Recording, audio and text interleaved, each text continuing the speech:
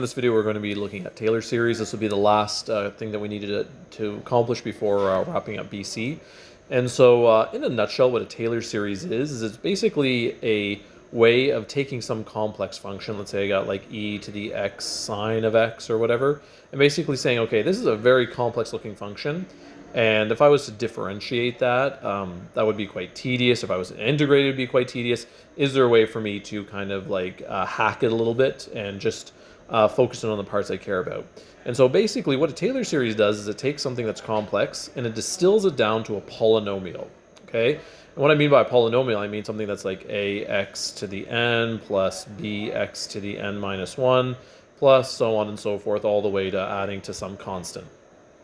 Okay, that's what a Taylor series does, is it says, hey, let's take a complex polynomial, or let's take a complex function and then extrapolate what a polynomial would look like around it. And so just to be clear, it doesn't perfectly capture the entirety of a function. Let's just say that, this function here in green, let's just say it looks something like this. I have no idea what it looks like, I'm just kind of riffing, okay? And then, so complex function might not look that complex on a graph, but the actual algebra behind describing it is quite complex. And if I care about this point here, let's call this point C, okay, and I care about like maybe the derivative there, or maybe I want to integrate around that part, taking the derivative or even the antiderivative of that especially would be quite a tedious or an impossible task without technology. So what I do instead, or what mathematicians do, is they say, all right, I'm going to try to model this with like a little, I'm going to focus in on C, and I'm going to say, okay, how can I capture C, this point here, using a polynomial? And so what a Taylor series does is it comes up with like a basic polynomial. So let me just kind of draw, maybe the polynomial. Actually, that's not a very good example there because it should follow the curve exactly. Let's come up with a polynomial that maybe looks something like this. And then once we get further and further away from C, it stops behaving like what it's doing at C. But basically what this does, so this is like the black line is like basic polynomial, whereas the green line is some complex function. But because they're essentially the same around point C, I want to use that polynomial, because polynomial, I know how to reverse a power rule, I know how to employ power rule. It's nice and easy to do either of those things. And as long as I'm talking about stuff that's close to C, then I don't care whether or not I'm using crazy function or some basic polynomial. Okay? So that's in essence how we do that's the kind of the theory behind what we're doing. So the tricky question is then, how do I end up getting what this polynomial is from some advanced function? And basically this is the template that we follow, okay? Where we're going to end up with, and it's kind of written reverse of standard form, where you start off with a constant, and then you have your first degree, you have your second degree, you have your third degree, and so on and so forth, with the idea that as you keep adding degrees, as you keep adding basically powers of x, you're getting a more and more precise function, with the idea that if you actually went all the way to x minus a to infinity, you would actually get the perfect polynomial that modeled the complex function perfectly. Okay. In practicality, for day-to-day operations, all we really need to do for most of the time is just go to a second or a third degree polynomial to capture what's going on around point C. Okay. So this formula for Taylor looks kind of busy. So I've distilled this down into I'm calling them Taylor tables. I don't know if it's an actual thing. Just as I was kind of working through some of these problems myself, I thought to myself, it'd be nice if we had a nice way of organizing it. You can just fall back on the formula if you'd like. But essentially what the formula is saying is that you have f of a, your constant, and then what we notice happening in our denominators here for each of our coefficients we're tacking on is that they are essentially factorials, okay? Where, this is actually over 0 factorial, and then 1 factorial, 2 factorial, 3 factorial.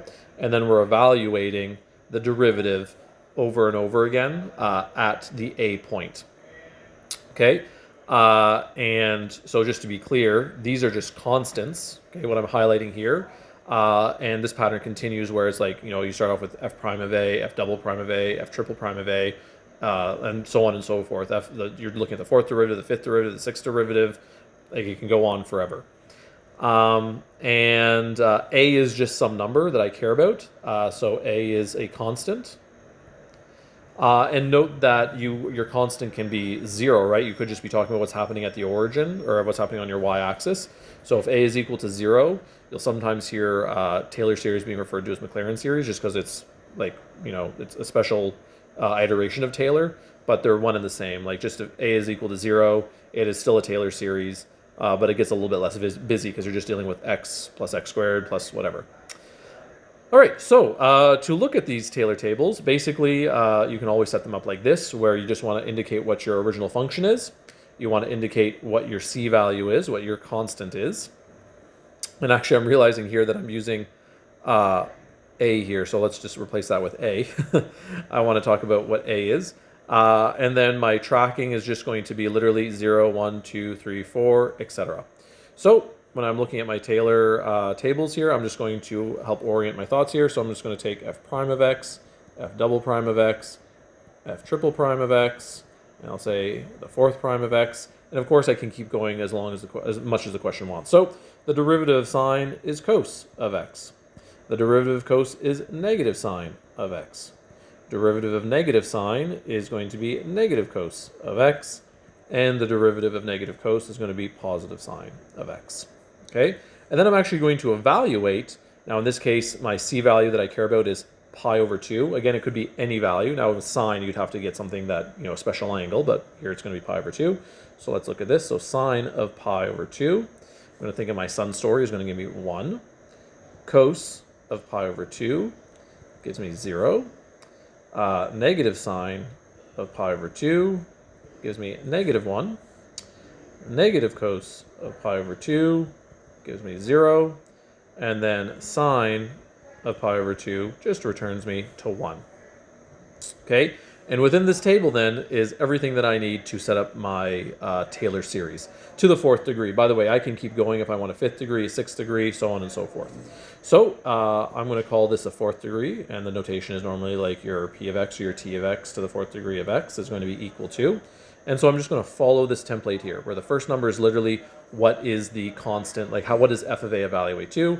F of a evaluates to 1 plus. Now I'm going to put the zeros and all that in just so I get the flow, but obviously there's going to be some terms here that eliminate. So the first one that I would write would be 0 over 1 factorial.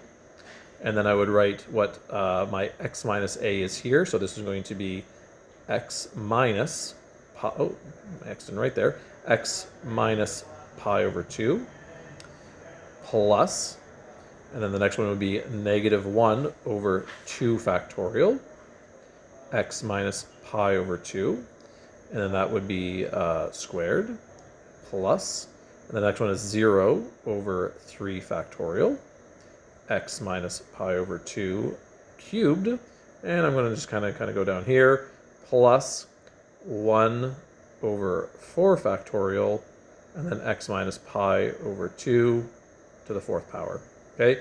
And that's my p of x, and then obviously this doesn't capture it perfectly, but around pi over 2, this is what it would look like. And why don't I just expand it out? So p to the 4th of x, so p4 of x, my Taylor series for a 4th degree polynomial would be 1 minus 1 over 2 x minus pi over 2 squared plus 1 over 24 x minus pi over 4 to the 4th power.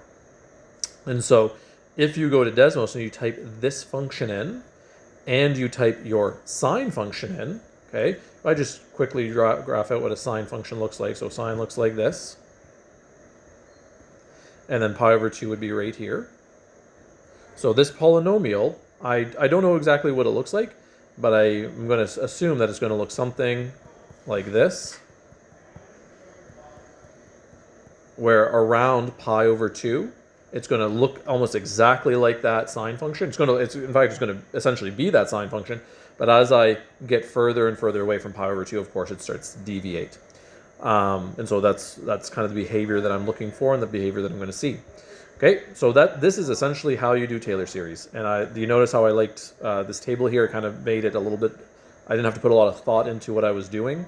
All I had to do was just say, okay, I'm going to go down the line taking my derivatives, and then I'm going to evaluate the point I care about in the derivative, and then keeping track of what my factorial is, starting with 0. Okay, and pay attention to see that 0 and 1 is at 0 and 1 there. The -1 and 2 is at -1 and 2 there. Okay, so I'm going to do the same thing for e to the x. Okay, and if you want to pause the video and try it yourself, this one's a little bit more boring. However, you're going to see really quickly why, because f prime of e to the x, or f prime of x for e to the x is just e to the x, and then I'm literally rinsing and repeating. Okay, for this particular one. And of course, double, triple, fourth is just e to the x. Okay. Keeping in mind, by the way, you would still employ all your derivative rules as you're taking these derivatives, so you do want to make sure you're capturing that. And then this was just going to be what's f of 0 is going to be e to the 0, which is just going to be 1. And by the way, I'm going to get 1 across the board for all of these, okay, because it's just going to be the same. So interestingly enough, what that's telling me then, this particular Taylor polynomial would just be 1 plus 1 over 1 factorial. I'm just going to write x because it's centered at 0. You could write x equals 0 if you want. Then I'm going to plus 1 over 2 factorial, x squared, plus 1 over 3 factorial, x cubed, plus 1 over 4 factorial, x to the 4th. Okay, and again, you know, your e to the x function looks like this. And again, this probably looks like this right here kind of thing. There might be some other things going on over here. But essentially at 0, that polynomial looks pretty much like e to the x. And that's why I can use this polynomial here to do things like take the derivative, to find the area under the curve, and all that. Okay, that's it for this video, and I will see you guys in class.